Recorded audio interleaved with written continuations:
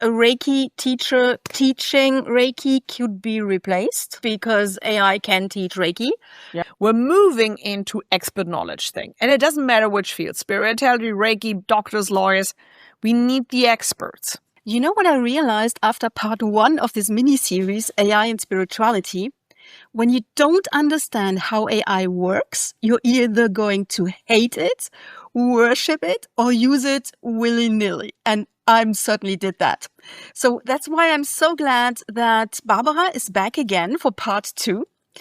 Barbara, because you are going to let us in on knowledge you usually teach to startups and big corporations alike for, let's be honest, quite a good amount of money. So this is basically a special gift that you are bestowing upon us. AI literacy. Yes. It's such a big word. So can you break that down for me and my audience, please? Okay. So, yes, if you didn't watch part 1, I'm Barbara. I'm in the field of data and AI for now over 20 years. I'm a trained mathematician, also with a degree in finance and psychology. And there should be in all of that included around at the MIT. So, yes, I'm doing nothing else professionally than working with data, working in AI, developing models, and so on. What is AI literacy? So take a step back. We have another concept. It's a bit more old school, which is called data literacy.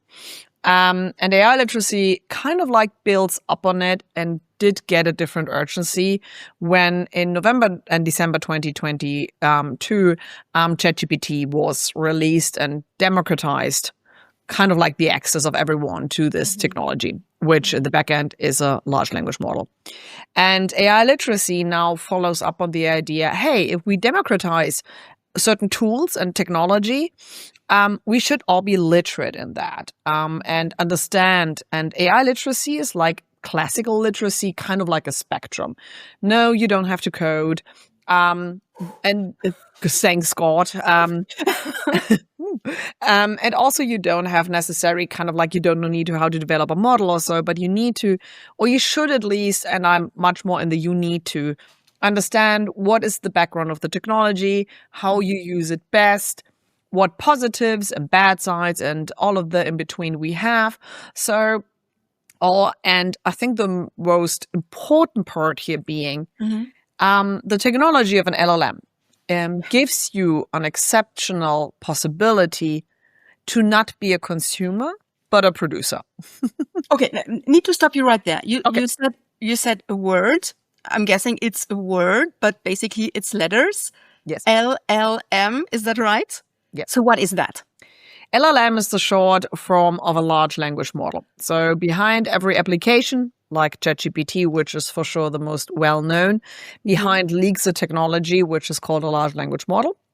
And that is the back end of what we call kind of like the model, which we have different versions of it. And we run through like every kind of like, if you work with Windows, you know, there was Windows 95 and then there was Windows 10 and Windows 11, kind of like stuff like that's kind of like the world of like how we version stuff. And that's the most important part is the LLM and the other ones are the applications.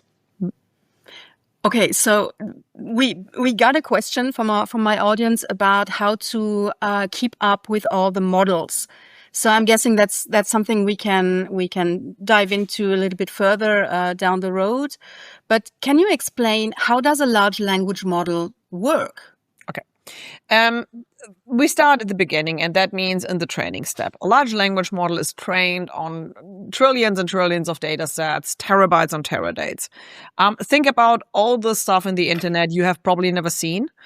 Yes, there are more sides to that. We all know all about the copyright issues and all of that, but assume that everything is, and we assume always kind of like the world knowledge. That is, and then math in code runs over that training data. Okay, that's very simplifying it, very, very simplifying it, and breaks it up and makes it kind of like into a new model. You can think about it like, you would cake a bake. So it's time, we're getting into the spirit of Christmas anyway, so we're making now, I'm making a Christmas cake. Cookies probably later. And then you need ingredients. That's our training data. And if you ever baked something, it's not like cooking. You cannot wing it. It's kind of like, if the butter is not the right temperature, you are screwed. Or the right amount, whatever. Yes. So it's really very specific.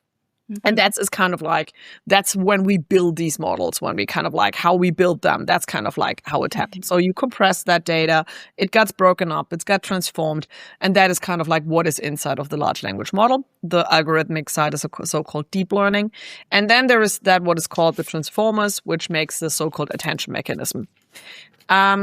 These are very technical terms, but you can think about it that all of the world knowledge is then kind of like in a compressed form.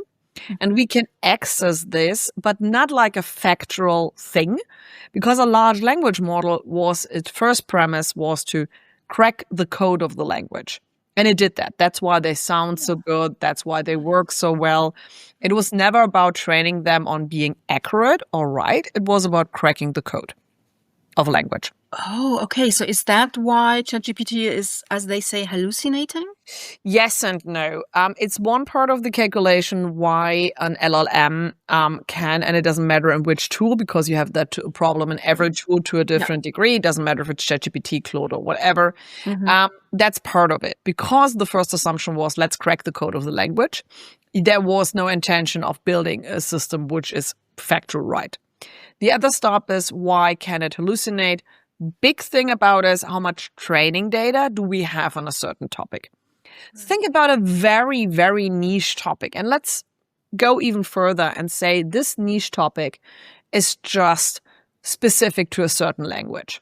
Doesn't matter even the language. Let's say Italian. A very Italian specific knowledge piece. So not much training data. So the possibility that the language model then will hallucinate is way higher than if something is English, because it's depending on how much training data we have in that field. That's the biggest part of it. But yes, the others, and also how the algorithm in itself works, also contribute to it. But the biggest problem is always and will always be all together. But like the more training data we have on one field, the less hallucinations we have. Okay. So 2 questions. You said it's been programmed to crack the code of language. Yes. I remember hearing that it's a prediction model of the next word. Next token. All right. Okay. What's a token? A token is that the language models usually don't work in words. The next token is like kind of like you break down a word into tokens. Like in English, like house is a full token, a very long word is multiple tokens. Thinking about like syllables or so, something like that. It's a mathematical version of breaking up the text context into kind of like little pieces. Like back to your butter. You need to kind of cut up your butter to mix it in the yeah, that's how we do with tokens. Ah, okay. Okay. My second question was, you were talking and made a little note. You said it has the knowledge of the word. Yes. But I realized that it doesn't have my knowledge, for instance. So when I talk about Reiki, it knows it all, everything about Reiki. But when I talk about what I teach, but the way I teach it, the 18 different dimensions of the aura, the 23 different energy blocks that I know of, it doesn't know anything about that. So, because it has not been trained, because this knowledge comes from my teacher who learned it from her teacher. And they never published it, He did not. Not published enough about it. Yes, these are two, like world knowledge in that sense means stuff that was written about, stuff that is published in the internet or in the public space. And if there is not, if it's either not at all published or too less of it, there is not enough of it to find it in an LLM. Okay, same goes for your own proprietary sales training. Yeah, my sales training, but also kind of like I developed algorithms in kind of like the room of natural language processing, certain kind of like techniques, which I developed also for clients. And I never published a paper about it, so you won't find that reference in there. Yep. Right. So let's recap what an LLM is, a large language model. Yes. It's a program, or can we call it a machine? Call it a technology. That would be the best thing. Okay. It's a model. Don't call it a machine. That is, we need to wrap it to make it accessible. It's not a machine. Okay. But yeah, because we said in part 1 that AI is a machine. That's why. Yeah, the thing is, that's kind of like, you have to understand that my profession has one big problem. And it's a really big problem. And it makes me sad because I'm never allowed to. And even remember, I'm a data scientist. I'm not an engineer even. So I would love to speak in math formulas and write them on the walls. But guess what? I'm not freaking allowed to do that because nobody will understand it.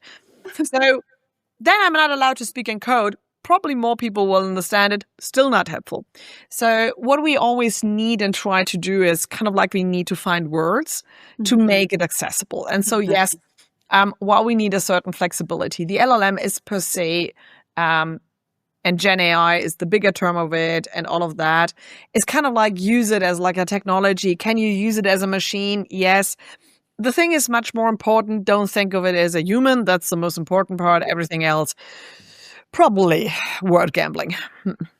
Yeah, I think that's why I remembered the word machine, because this is, in my head at least, the biggest differentiation to being a human. Yeah. Okay. So it's a model that is trained to crack the language code. Nothing less and nothing more. The thing is, why we built it.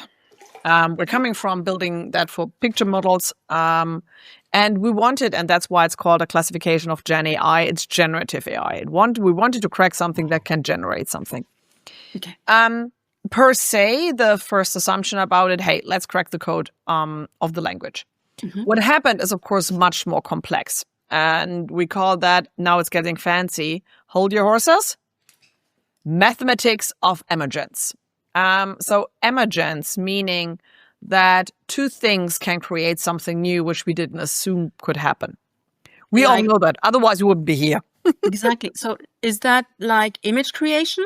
Yes. But also text creation. So we built something back in the day. Let's jump back to 2009, and one of the most incredible women in that field, Fai Li, built ImageNet, and it was about like what they took was we kind of like picture understanding mechanism suddenly morphed into picture creating move. What the hell happened? And we did the same then with language. So yes, an LLM is not only about cracking the code of language, but it's, of course, that's its main purpose. But that means for every language. And we see that it has quite a lot, because of the trainings data, it has quite a lot of knowledge, implicit knowledge, social knowledge. It can speak, but it also can speak code by per se also a language.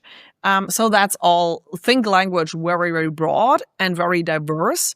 And think about also that language and speech, written or spoken, is the glue of a society. So that's why it is also so powerful. Okay. So you recently said that AI has no world model. Yep. So it doesn't have any idea of how our work really functions. That, and also it doesn't have an understanding who it is. A world model is not only that you know that you are Karin and where you are in the world. So it's both parts. You know who you are, and you know how the world works and where your place kind of like is in the world. You can contextualize that. Right. That is meaning having a world model. Knowledge to a certain degree about myself, about others, and the world around me. And LLMs doesn't have that. So like, I am Karin, I live in Germany, I'm doing this and this job. My family is, you are my friend, all these things form a world model, right?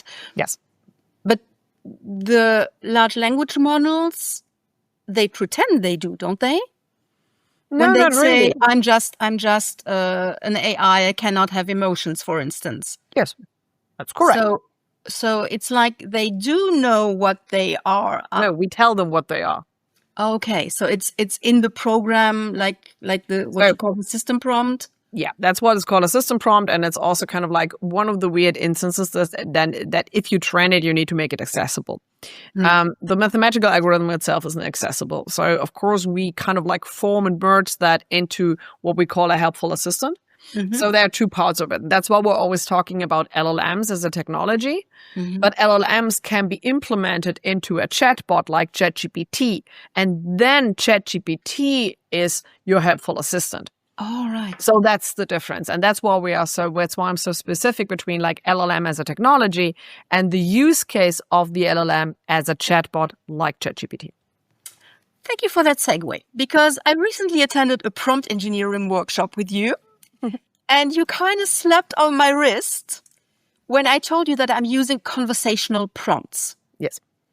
So can you explain why that is not a good thing sometimes? Okay, let's frame it. It depends on what you do with your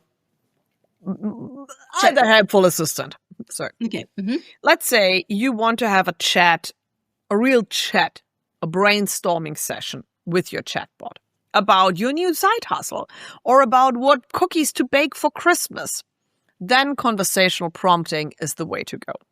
You talk to it like a human. You want to brainstorm something. Oh, that's the other thing. Like you had that call, your boss was, and you're short for punching someone. Okay, perfect. Rant at the tool of your preference and get it out there. That is a conversation you have. That's conversational prompting. And if the purpose of that is the conversation, either to sort yourself, to have a feedback back and forth, then that makes sense. It does not make sense at all if you want to use it in a more professional way. Let's say you worked on your side hustle and your next step is you want to create some copy. If you now conversational prompt about your copy strategy, it will be a nightmare. Think about it. Even if you voice prompt it, which then at least you should do, and you give the AI, like think about the length of your first prompt. Dear ChatGPT, give me a content strategy for XYZ. Like that's probably 3 lines. And then you have a very, very long output. Yeah. Then in the conversational style, no, I want that and improve that and that. You got me wrong. You got me Understand. wrong. Still, you probably, all of that is, total BS how you should really not use that. But it feels so kind of like a conversation. And that's kind of like where people went wrong.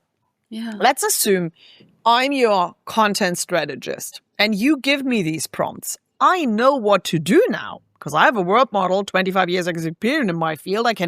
And we're working in progress together, but you're working with a freaking machine.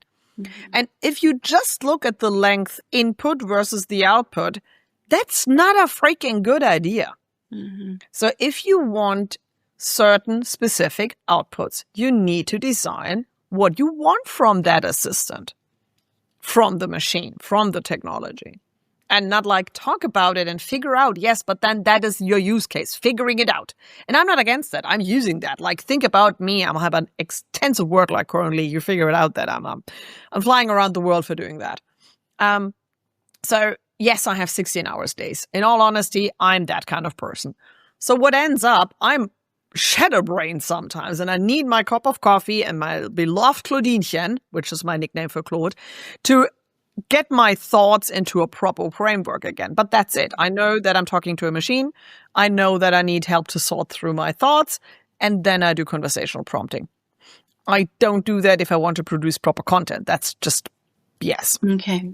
So basically in part 1, we talked about different videos that we found that talked about AI and we inserted them. And what these people were doing, they were having conversations. So they were like prompting the machine to say certain things. And then they found it like, oh, it's miraculous or it's demonic or whatever. Okay.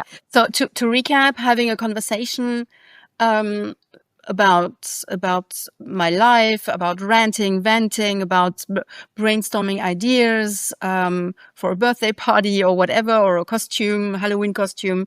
This is okay, but having if I want to have say a project that I'm working on, having a conversation with Claude or whatever about that is not a good idea. No, the quality won't be there. And you also will be overconfident about your output and never double check it again. Because you have two things. You have false productivity. It feels so good. I was so productive. And now we have a document with 10 sides. Oh, yeah.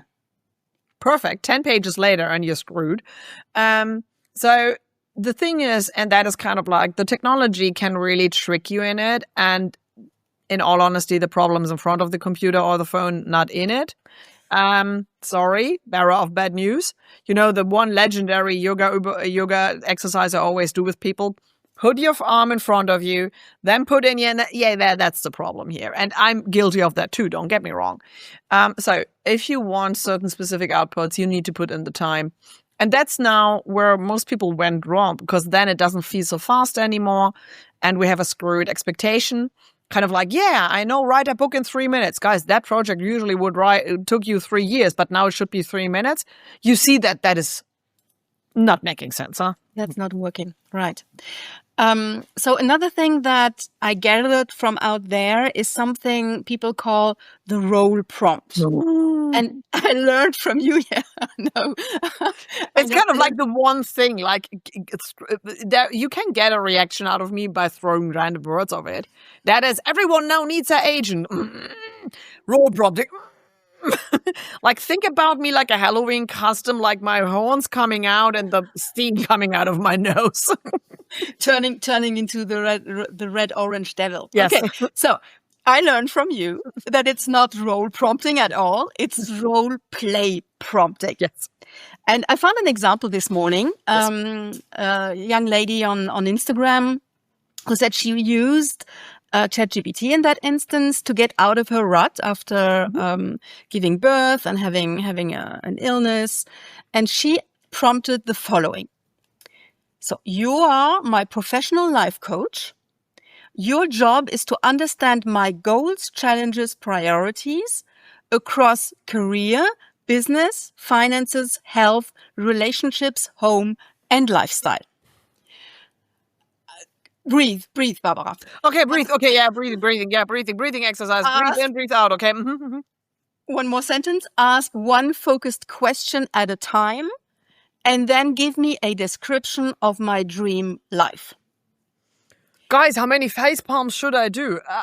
But apparently it worked for her. So I'd like to deconstruct it to understand why it might have worked for her, and also why our audience today should not use it and what to do instead.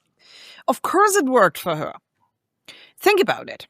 And shout out that it helped you. But don't make the success the one of the LLM. So why does it help? The prompt will, and not at all the prompt in itself, but the doing of the process. So now I'm putting on my psychology hat. I told you before I studied also psychology. You have seen that probably in the first video. So let's assume you're in a rut. Life and shit happens. And you're down. And the access to talking to someone is limited. And if you ever have been in a rut, the most awful thing is that constant self-critic in your own mind. You're not good enough. Yeah. I will never get out of it. You're in a downward spiral. Yes. And we know that it helps if you have positive affirmations, kind of like hey, you will get out of that. That is something positive. I need my goals, all of that. That helps. And we also know that it helps, that it's even if it's just so unspecific, just the talking about helps. So what she in that case did, she did the right thing. She talked to something which helped her and gave a very positive affirmation, because in itself, ChatGPT is always confirming you that that is the best idea you ever had. This, of course, counteracts the negative self-talk to an extreme degree. You suddenly realize I can focus on it. You shift your own perception. You see the good in your life. You can be more thankful. So the psychology process is triggered. Then you probably have a positive more outlook. You include more of your friends. You talk more about that. You gather the village, and all of that suddenly happens. And of course, as we said in the last video, we make meaning out of it. And now suddenly we think that is an excellent prompt. No, the process was the magic. The The process was the magic, and that is why it works. Is that a good prompt? Dear Lord, that's one of the most awful ones I heard this year already. That's wrong from a prompt engineering perspective on so many levels. Okay, But that's the thing. Even bad things can help you. The problem is now you find that on Instagram. Yeah. And then you try that prompt. Yeah. And it gets you, probably it helps you, or probably don't. And the machine gets weird and you don't know why. So that's the problem with that. The process in itself is, from a psychology standpoint, very, very good. Use it. I would give you a better prompt for that. The mathematician is really face-palming hard and thinking, oh, dear Lord, I need to amp up my AI literacy trainings for the world because, like, dear Lord, that's not how we do it. We're working on it right now. Yeah. Okay, so what would be a better way? And why? No, let me rephrase that. Why did you say it's not a role prompt, but a role play prompt? Okay, so I won't go into the whole. I'm very sorry that we're using words and didn't explain it more. And then suddenly in the end of 2022, we got many new colleagues who never had studied that and then taken our concepts. I'm very sorry. We're trying to be louder here. So, but taking that away. There is, of course, something as it's called a role if you use an LLM. That is called the user role. That's just like your user input. So that's the role you have on the whole game. Then we have which is called a system prompt. What we need with role is there are two things in prompting. Mm-hmm. You can either prompt for optimizing hallucinations. So you optimize for a good outcome, or you want something to sound it like. Okay. So it should sound like a lawyer. The problem is that people assume that that is the same technique, which it isn't. So either I want it to be factual and accurate. More, yes. Or I want it to sound like a certain profession. Yes. And that's when people get really confused. You're my professional life coach. What it is that's triggering is not something like, what is even a professional life coach? So there is no fixed definition. Right. So what happens, the LLM kind of like goes into, okay, let's sound like a professional life coach because I have an understanding of what that is. So we'll sound like, I don't know, some guru? Okay. I don't like these gurus, so I don't know who to call out now, but like I will sound like a professional life coach. I will be very cheery. So some assumptions about that will be living in the LLM. So it sounds like it. And we have that problem that we assume sometimes sounding like it gives you an insight about how intelligent or how knowledgeable someone is. Mm-hmm. I can talk very casually about my subject, and I've been doing that for many, many years. Mm-hmm. And people sometimes get so confused that I talk so casually about it that I need to go into full nerd-on mode that they understand that my casual talking way is trained hard to get to that level. Mm-hmm. And that is kind of like why people are sometimes so confused about that. But the sounding like it. And of course, there is certain kind of like, and if you want that your ChatGPT goes into a certain direction, it helps you sometimes from a perspective of, okay, let's think in a role, but that's not a job title. If you want your LLM to act as a professional life coach, define what that includes. And I'm not against it, not at all, but then it is, you are now my professional life coach. These are your skills. Think about like a skills description. Okay. And then you use kind of like the underlying assumption that the skill description puts it in the right direction. So this is why you call it role play, because when we role play, we define a role with all that it entails. Role playing is, no. That's not where it's getting really confusing. Okay. Role prompting in itself should not be used except if you want to role play. Yeah, I know now it's really confusing. Okay. Role prompts are not good best practices in prompting an LLM. Because if you want a certain skill set, why should you put a role in front of it? That doesn't make sense. It should be A, B, C, D, E, F, G. That's just what should it do. End of discussion. But there can be a certain beauty in it. Hey, role play as like a CFO, because my presentation now should be in front of the CFO and it should be working in the words a CFO uses. That's an adjustment of tone, of like, let's train it. That's where role playing comes into. Like, think about it. You have your first ever board meeting to attend. You have never done that before. That's a challenging situation. Right. And you really prepped your case. But you also have learned over your career, it matters how I present it and that I speak the language of the members in there. Yeah. Now role-playing prompt comes in there. Sports have a specific language, CFOs have a specific language, and then I can use these role-playing prompts to adjust the tone of my work. And that's kind of like what we always tell people. I try to tell people, kill the role prompting. You want something from the LLM in a specific rule set and a specific skill set, give them that.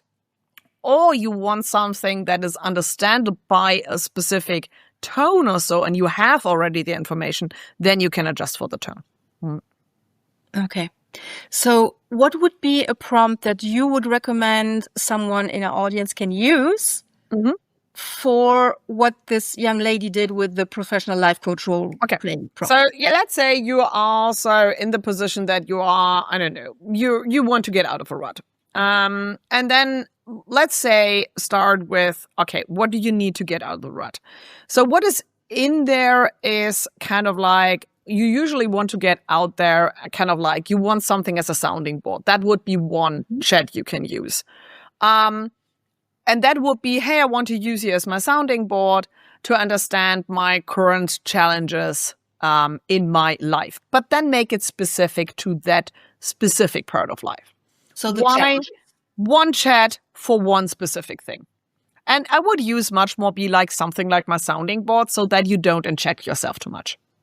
So be my sounding board for and give me feedback in a conversation on understanding my current challenges in my job. Let's go with that. Okay. That would be one chat. After probably, depending on which model which tool you use, after probably 10 to 20 turns, that chat is dead. So you need to restart a chat anyway. Because like we have limited amount of tokens in there. So then it's dead. So you have one chat like you did now your challenges, sounding board challenges. And you can restart with another chat for other challenges. She had in here business, finance, health. Make it everyone one together. That should probably already help you to get a better understanding. Okay. So why that now? Please brain first. You will see that you have probably one priority topic. Let's say something relationship related. So relationship is you see, okay, my big problem field seems to be a relationship. Then you can restart something new. Like, hey, I identified these and these challenges in my relationship. Give me ideas on how to turn them around. That would be an option. Don't I have to say something about my relationship? You can, and now it depends on what you want. Do you want very broad general advice because you still probably don't know? Or you have a very specific set of, hey, my relationship is, and then you define relationship, and then we be very specific. It depends on what you want. And if you want more broad general, you stay in the broad general. If you want specific, tailor-made for you, be very specific and explicit. Right. And so I would move on through, well, she said she wants to understand the goals, the challenges, the priorities across 9 areas of life. Yeah. So you would do one chat for the challenges. For every life area. And then I have my challenges. Then I will probably do the same of, let's find the good in my life. Then I would have these. I would probably end every chat with a short summary. Then I would take my life change, like my challenges and my goodness or my goals and everything, would make that into one kind of like, hey, this is my current state of life. Let's design together my dream life. That will be then probably my 20th chat. Okay. So let me just ask, when you said the chat is dead, Sometimes when you don't use a pro version of those tools, you get a message that you cannot use any more responses in one chat. But you say we should stop using a chat earlier than that because it loses the thread of thought, or what? So if you don't use a U Pro version, then it's kind of like, I'm not currently very familiar with how many chats iteration you have in a free version, but let's assume you pay for it. It is and it does not mean that you're out of kind of like we have what is called a token context window. So we have a limited amount of tokens in that window. These amounts started at 8,000. So the things, what words I got break up in. We started back in the day at 8,000 and we're now assumed up to 1 million, but don't believe that number. Be more around like 250,000 input and probably maximum 250,000 output, because like both is accounted for. So the longer ChatGPT or any tool talks, that's all tokens. So what happens is it does not end there. You're not kind of like limited. It talks on and on and on, but it does not know what is happening in there. So it still sounds like the tone you set, but it does not have any actual knowledge behind it. It has basically forgotten what we talked about in the beginning? Yes. Okay. But it still keeps up sounding like it. And that is very, very confusing. Because it tries to keep up, because it's not capable of saying, oh, you know what? I forgot what we were talking about. Yes. Can you remind me? Okay. And then you said something, have a summary at the end of one chat. So I'm asking the AI to summarize what we talked about? Yeah, because if you're not at the end of your token window, then it's kind of like, think about like, remember the day when we could remember telephone numbers? Yeah. Yeah, back in the day. Think about it like that way. Like 7 numbers we could remember. 28? No way in hell. And think about your chat like that. Okay, we used up 1 number it can remember. We used up 2 numbers that can remember. And if you like at 5, then you kind of like, okay, now repeat yourself what we have worked on so much. And then it kind of like repeats it and then you can reuse it. And that's how kind of like I would say the same works it here. Oh. Wow, this is gold. So thank you so much for that, because I don't think that you can find that anywhere else on LinkedIn, Instagram, YouTube, whatever, because this is really, it doesn't seem like it because you have this knack of breaking it down so easily to understand, but it's really a deep dive lecture we just got. So thank you for that. You're welcome. I have a few more questions though. So lately we've been talking about this AI slop. Yeah. So this refers more to all the videos we're seeing. And I basically just stopped watching shorts with babies or animals altogether. I'm not watching it because I'm just so tired of checking whether it's AI or not. So can you tell us a little bit more about that? Okay, so that is one part of the AI slop. This awful generated videos and you're like, I don't want that. We have more AI slop. We have what we just talked about, and that poor lady I'm bashing now, I'm very sorry. It's not personal to you, it's on your prompt. You create AI slop because it's not quality. It's just bullshitting yourself. Right. And there's validity in the process, so sadly. So that is AI slop. AI text generation, if you don't know what you do, it's slop.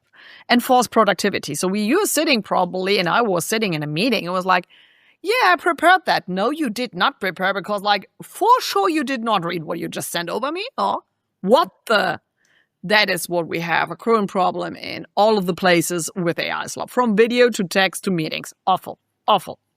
Because it produces so much, as you said, the 10 pages in one document that nobody reads. So you read the beginning and you might read just one sentence in the middle and the end, but you don't check it. Okay. So what would you say we can do to either not brain rot because we're just consuming it, or disconnecting altogether like I did with all the shorts with babies and animals? Yeah. Okay. Back to what I said earlier. LLMs gives you an incredible chance. It was never that easy to be instead of a consumer producer. Keep that in freaking mind. There's a big difference between a consumer and a producer. Right. Consuming means I conversational chat with it. I love the false productivity. I let myself bullshit. Then you're consuming AI. Right. Or you do one step further. And producing does not mean it should make you money. I have hobbies I would never monetize. Believe me, my friends are always nagging about me. When do I open a restaurant? Never will happen.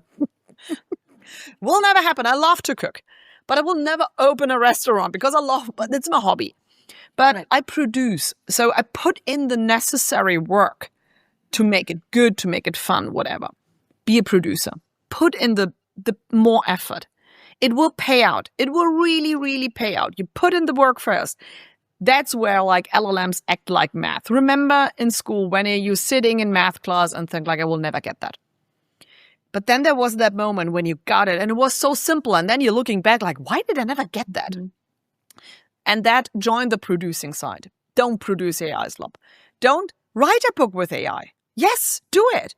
But don't go, okay, the project without AI will take me, let's say, a year.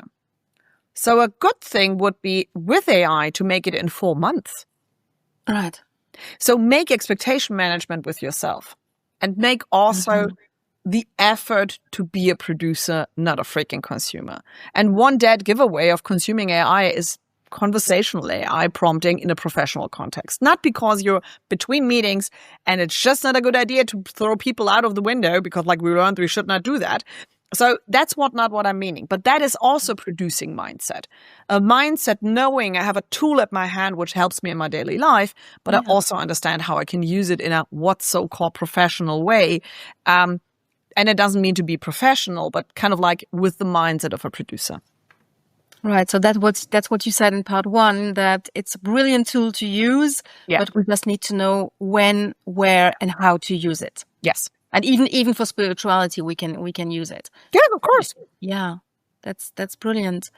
So what I'm wondering is, as I said, I disconnected myself from this part because I love to watch cat videos. I'm not watching that anymore. So I'm losing something right now because I don't want. I don't know if it's. Don't I want to put in the work to just distinguish? Is it AI? Is it relevant if that cat video is AI produced or not? Yeah, for me it is. Why? Well, that's a very good question. And I'm with you. I'm totally with you in certain, especially political topics and also. But let's. Yeah, well, that's a total hold on. Why is it relevant if that cat video is AI produced or not? Because I want the real cutie cats. But why? They are in the training data. Well, I don't. Cats were harmed in the process. I don't. I don't. Well, that's a really good question. I have to ask myself that. So I don't mind when it's very obviously an AI generated cat video. What drives me crazy is this. It seems to be real, but maybe it's not. Back to, I get that in many instances, but I get that also in many instances not. In all honesty, I would kind of that's not something I would use brain resources on it. If you enjoy watching cat videos and someone, like, think about it. I would say I would create a cat video with AI in a hyper realistic scenario. Someone put in the effort. Right. And yes, in that case, they didn't film their own cat, but they put in some certain effort. Right. And considering cat and, I don't know, dog videos, I would say, why not? In other fields, I'm totally with you on that. But I'm also liking, also keeping everything false news and political out of the room, a cool made up, very obvious AI storytelling. That is work. Guys, that is, to get that on level is still work. So I can appreciate that. I can also understand, but I want to see real cats. Yes, but in all honesty, do we even know that they're real cats and not someone is punching them? So I would say with cat videos, I should be a bit more relaxed. Okay. No, I just realized, I think I have this thing in my mind that I absolutely need to be AI literate. I need to be able to recognize it. So even if I see a baby and animal video, because most AI generated combine those, it's like, oh, I need to be able to check if it's or if it's not. And I'm not capable of just enjoying the cat video anymore. So thank you for reminding me of that sometimes we do not need to be as thorough. No. And in other areas, we really need to be thorough as possible. Yeah, but like with cat videos, that's probably not a good resources, mind resources. Use them for other differences. Yeah. By the way, have you seen other episodes of the carrot people and the broccoli people in this? No longer not. But I need to recheck. I'm following that guy. Because It was always so cool. I really need to know what the mushrooms are doing and the mycene. I need to rewatch the mycene. the I'm not up to date. Because this was so brilliant. So, and this was very obviously AI. Yes. This was brilliant storytelling. Okay. Good. Let's go on to a few questions we got from part 1. So one brilliant question was, how can parents empower and prepare kids for a future with AI? Okay.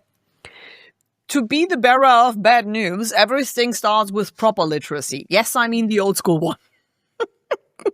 Right. And there is added stuff to that.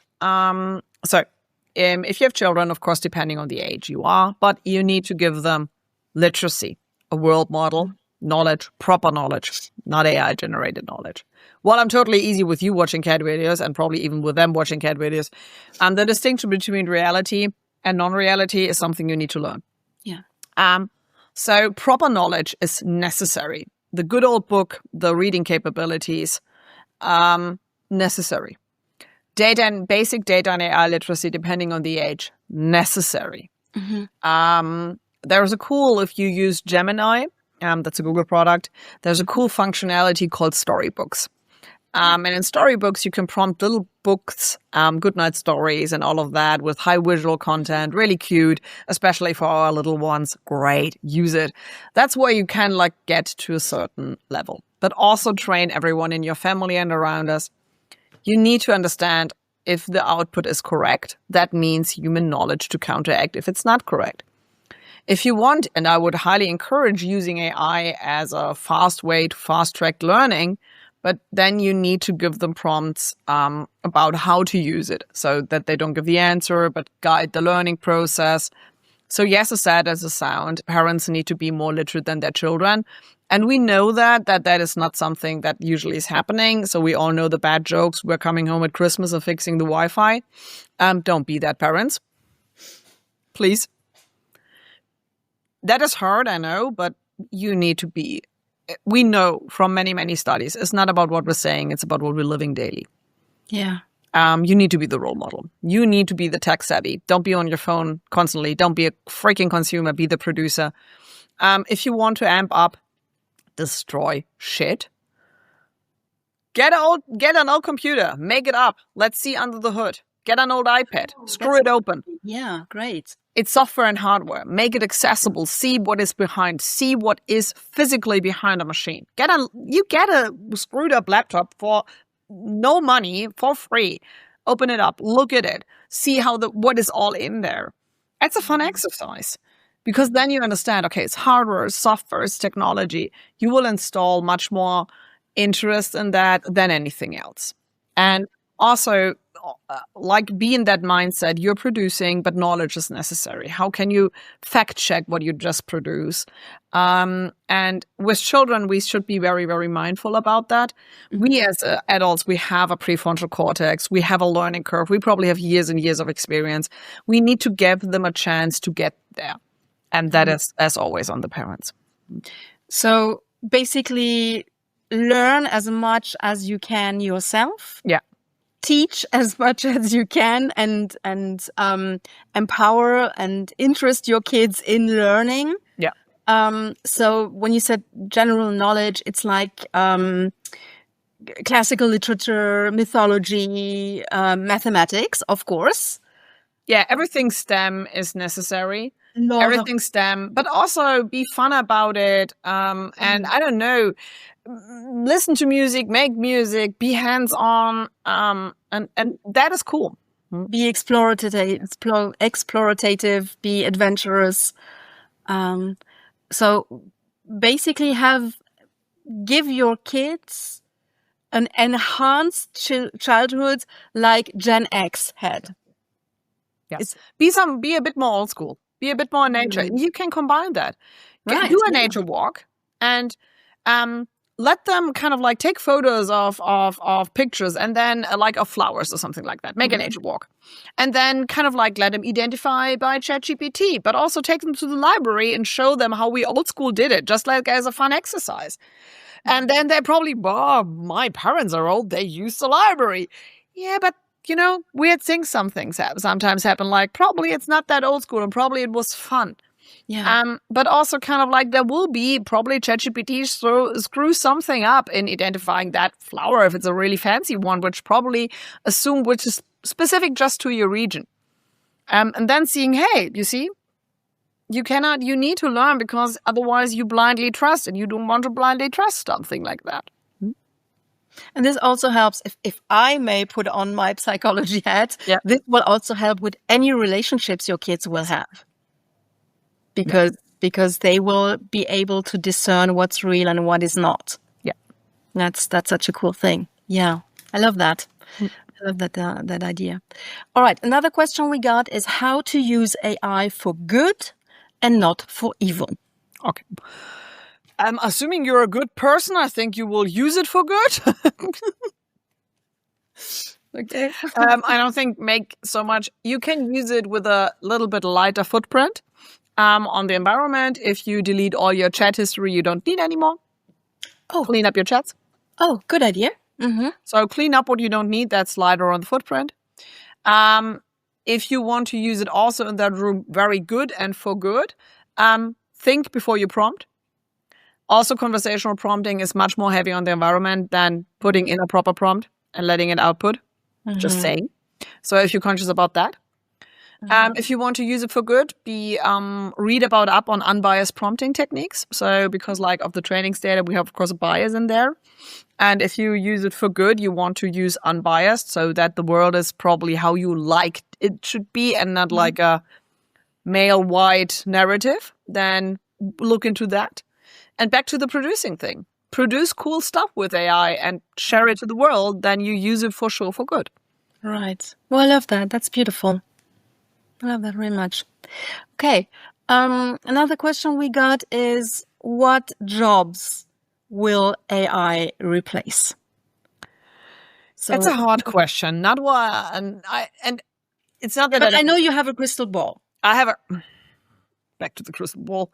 I wait to the day when I don't have a meeting where I have to show up my crystal ball. Yes, I'm a proud owner of a crystal ball. So, which jobs will replace? Quite a lot.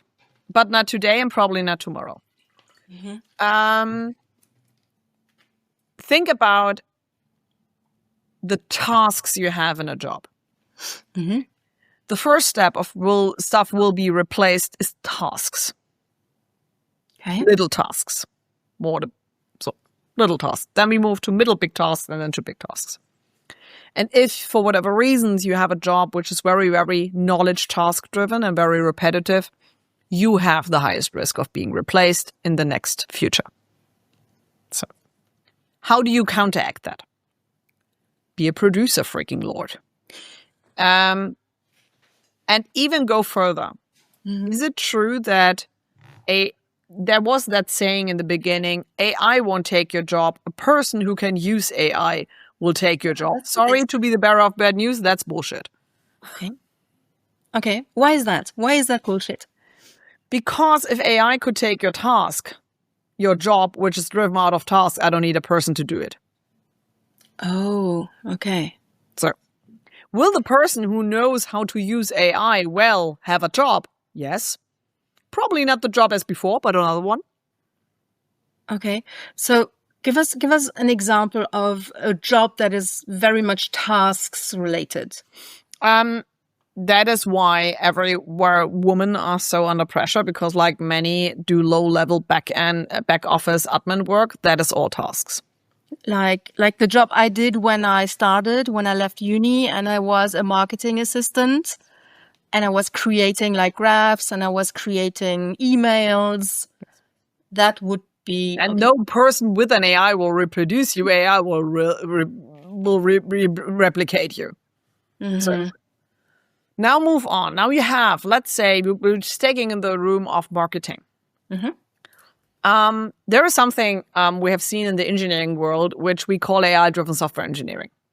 AI-driven software engineering. So using AI to amp up your code level, to get faster, and for all, get better. And I think that is the one point I want to bring to everyone home. Don't think of fastness. Think of freaking quality.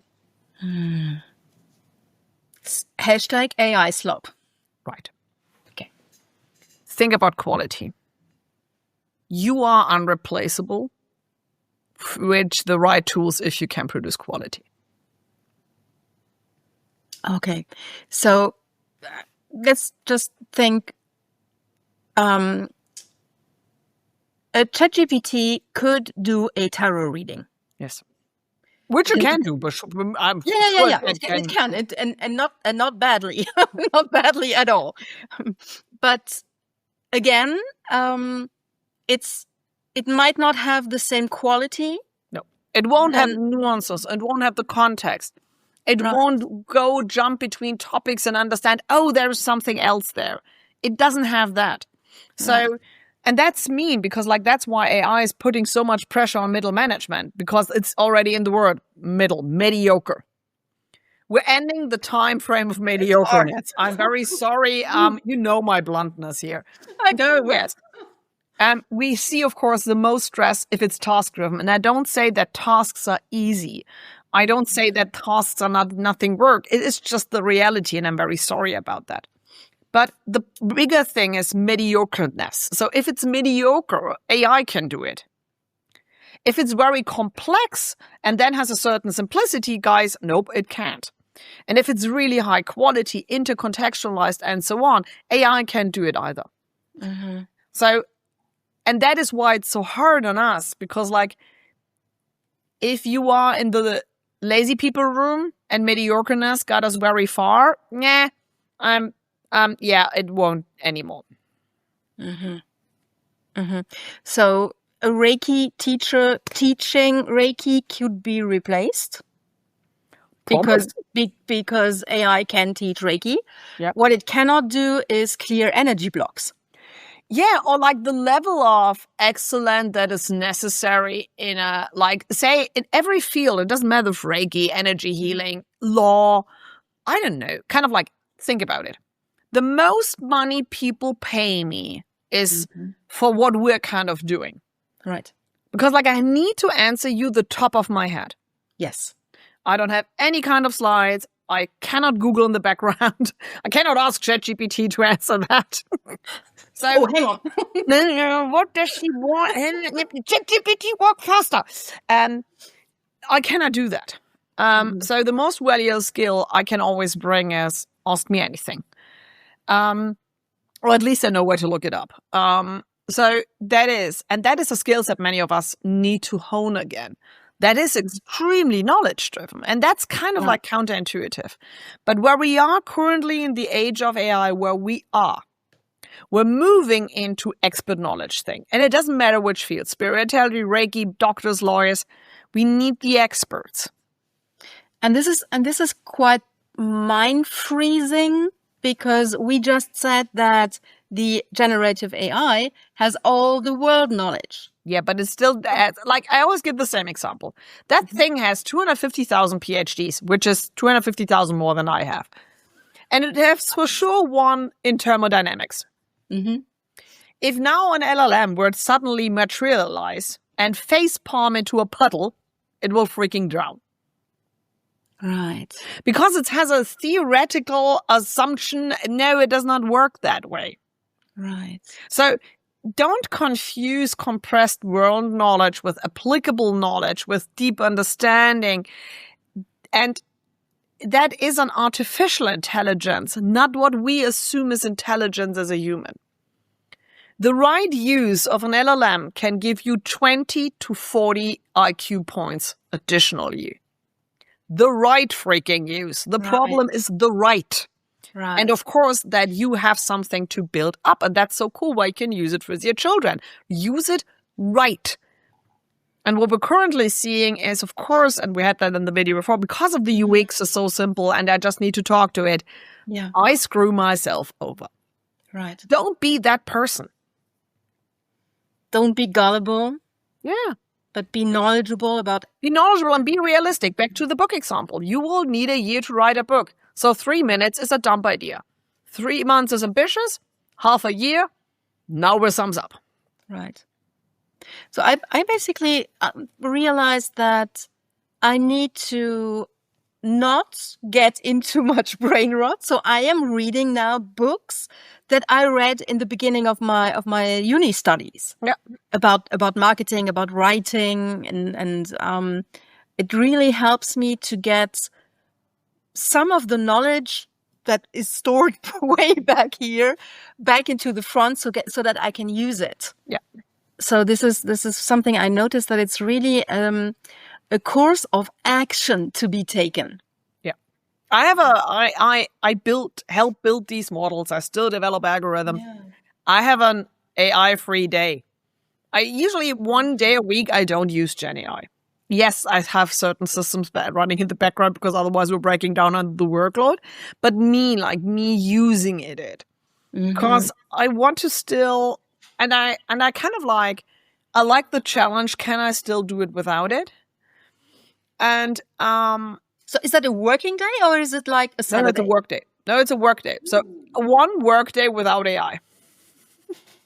Okay. How's it going? Very well. Good. I did something very interesting because I had on a very short notice, I had to prep for a workshop, and we all didn't know a full day workshop, 8 hours, full day client. And we all weren't sure how are they found, and I have, of course, a certain prepped slide deck. And early on, I decided it's already late in November. Okay, let's do it really differently. I didn't use 1 slide. I all did it free talking, just with a scribble of some whiteboardy, and then of course because we did prompt, of course some raw out of my mind design prompting. Because you can. Not only because I can, because the people needed it. Oh. And that's kind of where I understand we're exactly at that point. Mm-hmm. The thing is, everyone else could have probably delivered the same idea about the content because it was not that advanced. Mm-hmm. But could they deliver it free talking and answer every freaking question someone had in a room? Get yourself on that level back, guys. Yeah. Hone your expertise. Hone your expertise and then use a hell lot of AI to scale that up. Mm-hmm. So how would someone who's a healer or a spiritual practitioner, so basically my audience, how would they take AI to level their own expertise? Mm-hmm. What would be key takeaways for them supporting their clients through this? I know it's 2 questions in one, so take it away. Okay, so back to learn the skills necessary to be a producer. Mm-hmm. Next step, be aware of your workflows. And I think that's for many freelancers, spiritual workers, and free spirits the biggest problem. I'm very sorry. Team workflow. AI in every next step won't help you if you don't know your workflows and don't know how to break up your workflows. Mm-hmm. Because you want to, let's be honest, every person wants to get paid well for what they do to love the most. That's spiritual healing, massage therapy, whatever. But you want to focus on that. We all need sales for that. We all need social media for that. So we limit our time spent in our profession we love so much because there's so much stuff happening outside. So take a step back. Be very aware of what that workload is. Mm-hmm. Be specific in what you need for that. Get help for that. Hone your skills and all of the other shit, so that you can focus on what you get paid for and make the rest even more in a world where automation works, where AI works, but you transfer your skill set into that world. And then you can give what you're giving much more to more people, more time, and let's get paid more. But you have to think about that in a very structured way. AI in the age of AI, you need structure and explicit information that you can make your tool work for you. I might be able to give a very practical example of that because I just did it with my lovely co-host with whom I'm doing the tarot talks. It's channel Tarot Dialogue. So we're making weekly videos. And of course, these videos have to be edited. So this is something that I do because this is just, I know how to do it. I wouldn't know how to give that to an AI yet. They're getting there. But then we have to find a hook for the thumbnail on YouTube. We need to find a title. We need to have a description. And these are all things that we do with AI, of course. So I wrote down so that we can both, because she's in the States, in USA, and I'm in Germany. So we have a big gap in time zones. So we need documents that we can both access. And it's very specific on which step comes first. So first is I download the video from Zoom. First step. So very, very small step. Then Zoom gives me a transcript. I download that. Then I upload that transcript into Gemini, where I used a gem. So this is like a ChatGPT, custom GPT thingy, yeah. Where I gave it 3 steps. So first is you're going to give me 5 options for a hook for the thumbnail. Once I agree on a hook, then you're going to give me 5 options for a title, etc., etc. So it's very, very small steps. Yeah. And now in your next step, if you have that workflow, you can decide, okay, the downloading from Zoom and the uploading can I probably make with a make or save your call. That would be an option. Oh, yeah. So you can throw that's automated. That's always the same step. So throw in some automation here and that would be a step. In the next level, in the future, you probably have like a pre-built agent setup, which then uses the gem, but automation would be fine here anyway. And then, you have exactly that. And that's why the workflow is so necessary because then you can do that. Right. And how could we as energy healers, spiritual practitioners, use it for supporting our clients better? Is it just because I'm using it so I'm not wasting my time on doing these other things because AI is now doing it for me? So I have more time to dedicate to my clients? Or is there even a way that I can use it in a different way still? You can still use it. Think about like brainstorming new ideas. You can like say, you anonymize, of course, your client, but say you have like a really tricky client and you're not quite sure. Brainstorming about it, making up new solutions, helping you with, depending on how and which world you work in. You can, of course, clean up your notes so that it gives you kind of like, hey, what did I discuss with my clients in the last sessions to give you a short wrap up? You can give, because of AI, and if the clients are comfortable with it, you can give them kind of like a written download or like more information. You can use that for AI. You can also, let's assume your spiritual practice probably, I don't know, we have difficult economy times. So probably on the first priority list is probably not buying a spiritual healing session. I hope it's not that way, but like sometimes priorities are not that high. So now you have a marketing and sales problem. But you know that your target group really needs it. Now help yourself with the idea of what would be my target group? How should my product offering look like? Can I change the language to make it more accessible? Stuff like that really can be really, really helpful. And then you probably see, I can use that probably in my practice too, to make more material accessible. Think about the problem like you have one healing session. And the thing is, nothing magically will happen after that session if the client says, I don't do what you just told me. Right. Problem of every consultant or healer or whoever is in that profession, doesn't matter what you're doing. So you now need to follow up. And if you have, give them a checklist, a cheat sheet, something like that, which normally would be a tremendous amount of work, you can now easily prepare. So you can deepen your practice with that. Or you can even so there's a funny little story. I give quite big keynotes, so really big keynotes. And legendarily, because I'm a mathematician, I hate PowerPoints and I'm bad at it. I'm, when you really hate it and yes, I would be capable, but I'm also hating it. So I really don't want to do it. Yeah. And then, yeah. So legendary, I always did my big keynotes TED Talk style. Like everyone trains for TED Talks. Then I got the call for like, hey, you can do a TEDx talk. Here's the training. I'm like, I don't need a training, but hey, I come over. Because like I always think about 9,000 do it people. like that. Right. Big keynotes. So I did that. And then suddenly, of course, was like Gamma and Gen AI. I suddenly have slides. And then there was a conference. Barbara, you really brought slides? I'm like, yes, Gen AI helped me out. So now, funnily, everyone again wants a TED Talk from me. My newly acquired slide skills are getting to waste again. Damn it. It's hilarious. But the thing is, I know why people want slide, because like a visual helps you sometimes, especially, and your job in a certain level is not so different from mine. I say always I'm a mathematician, not a magician, but people assume much more magic about me than I do every day. So I don't know. Sometimes people think I'm a magic because like I can train a model. That's not magic, guys. Mm-hmm. So helping to give visual to abstract concepts is something many, many clients helps.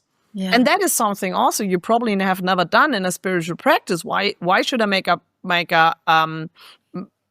PowerPoint for like my client as a visual concept? And would they even pay for that? Probably they would, but it would never cross your mind. Mm-hmm. And now you have that possibility. I have quite a similar story. I'm not as good as you as in TED Talks, not at all. But I hold my master classes like that on the top of my head because I'm just an expert in what I'm teaching. But I did one masterclass a few months back. I used Gamma to have a PowerPoint presentation, and it threw me off so bad that I was stammering and I didn't know what to say. And did I already say that? And I was jumping between slides, and it was terrible. But I get that idea, and I love it. That I could have done my masterclass and sent them the recording and a deck. Yes. The Gamma presentation, so they would have both when they rewatch the recording. Yeah. That would be a special service. Yep. And we were talking about supporting our clients better, so handing them more to learn. Yeah, I love that. Cool. How to keep up with all the new models? Not at all. Sorry, bearer of bad news. Are you now an AI strategist, trainer? Are you doing AI for a living? No? Okay, stop it, guys. Okay. Just stop it. So just use the model that's there, or what you bought something which will have so let's say you have a ChatGPT subscription, then there will be automatically the last best model in it. You have Gemini, there will be automatically the last best model in it. If you are at that problem that we are discussing, what is model relevant for you, then you can start thinking about that. And if you don't know when that happens, ignore the shit out of it, guys. It's really not relevant. That's part of my job. Okay. And if you understand why a certain model can do other things better than anything else, you are already in the room. Then you understand also probably don't do that. And I just look what Barbara's posting on LinkedIn. No, just stop it. That's really irrelevant. Okay. Well, that's good to know, because this morning I heard Gemini 3. Gemini 3, yes.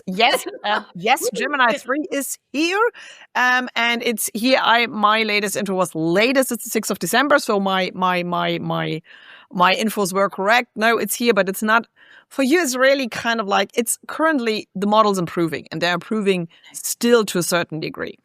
But in all honesty, I'm very sorry now. That sounds a bit mean. Where the audience currently is, guys, it's not relevant for you. And if you are at the stage, ping me. But no, it is not relevant for you. As long as we're not talking about nuances of, prompt formatting, the system prompts, and how multi-agent orchestration works in prod and neither, where we're talking small language. No. Stop it. Just stop following the news. Right. Okay. Another question is, there are so many... Please bear with me. There are so many tools. No. Which tools? I mean, the question basically was, how do I know which tools I really need? Because there are so many.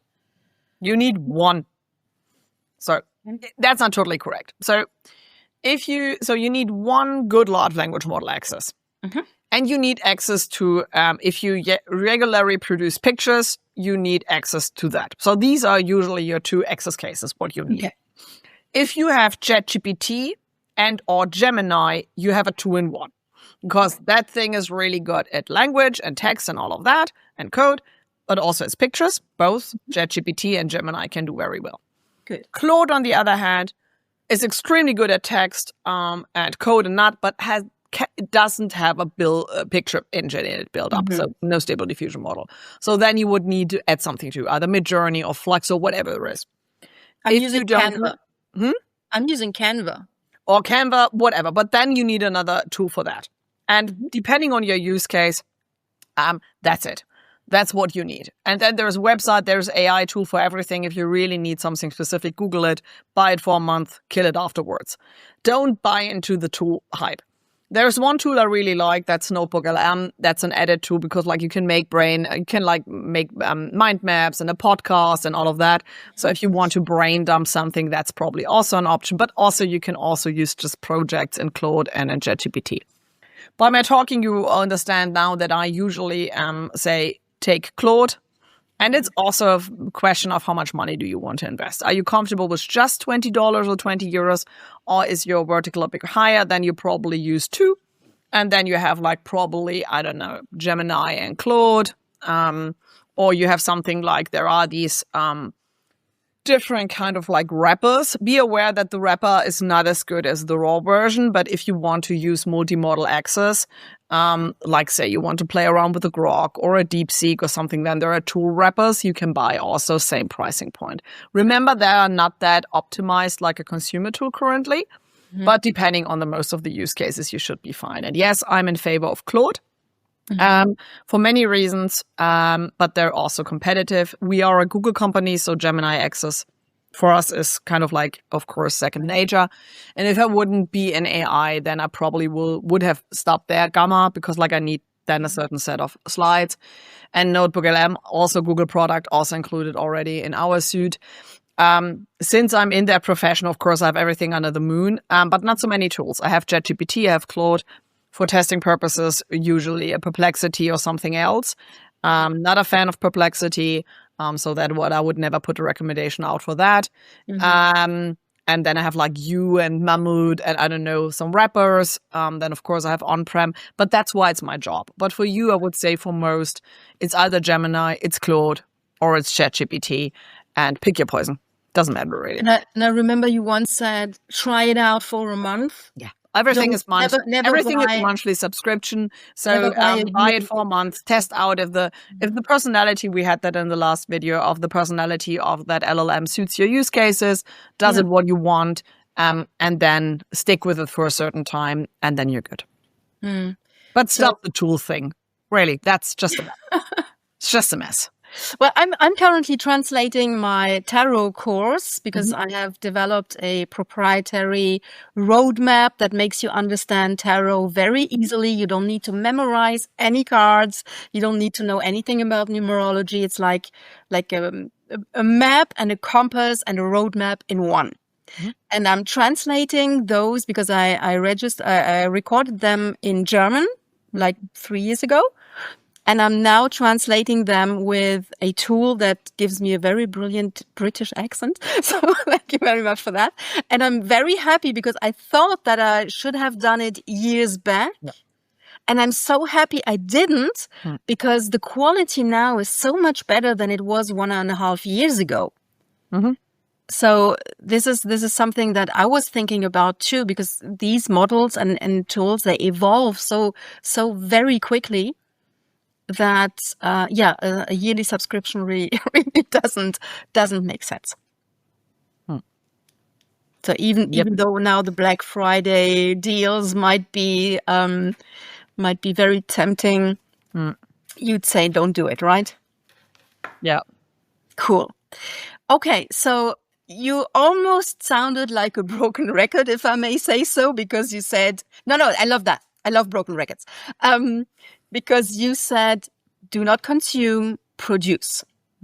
So if I asked you to wrap up and give our audience one thing to implement immediately today about AI, would that be it, or do you have something else? Stop the freaking role prompts.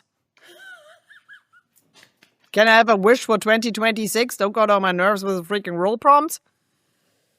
Stop it.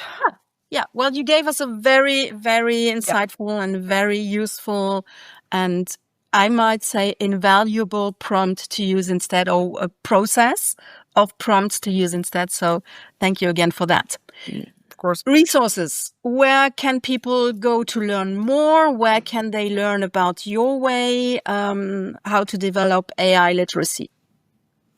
So the thing is, it's a bit complicated, but you can start with a big model provider. Think about it, especially on a basic level. Go to OpenAI and Anthropic.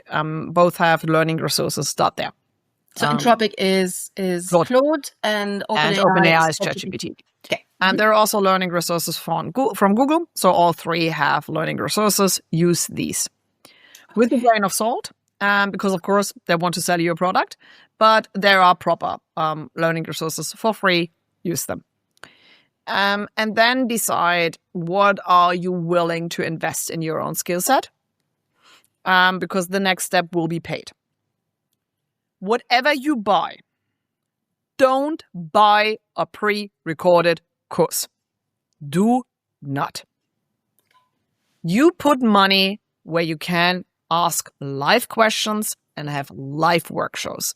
Do not spend money on pre-recorded AI courses. They will be outdated the immediate point I make them. So no, pre-recorded is YouTube, is open resources, all of that. But take also a grain of salt and vet the people you are listening to. Right. So, and if you are willing to invest money, and life can mean totally digital. Most of my workshop and all of that is also digital. But you need someone you can ask your questions immediately, who prepares the content the day, kind of like, or in that room. Because like, hey, I gave last week an advanced prompting workshop. We didn't work in Gemini, so it wasn't that easy. But if we would have nerded out on GPT 5.1, and if I didn't have vetted it before, everything would be nullified, because model change can have high implementation risks. So that's, if you're willing to spend money on live classes. Go to meetups. Go into people talking about, share your prompts. Start with the free resources, but don't pay money for pre-recorded courses. Invest the money in something live. And if that means driving to a meetup and nerd out, that is spent money well time, but never spend money on pre-recorded courses. Never. Sorry.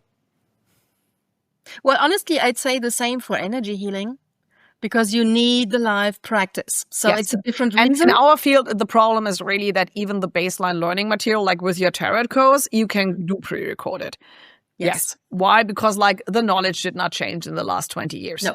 Yeah. My knowledge changed like an hour ago. Right. So for you, it's a thing of being up to date. Yes.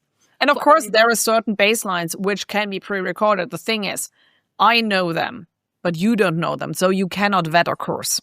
And that's why the easiest answer is don't do it. Okay.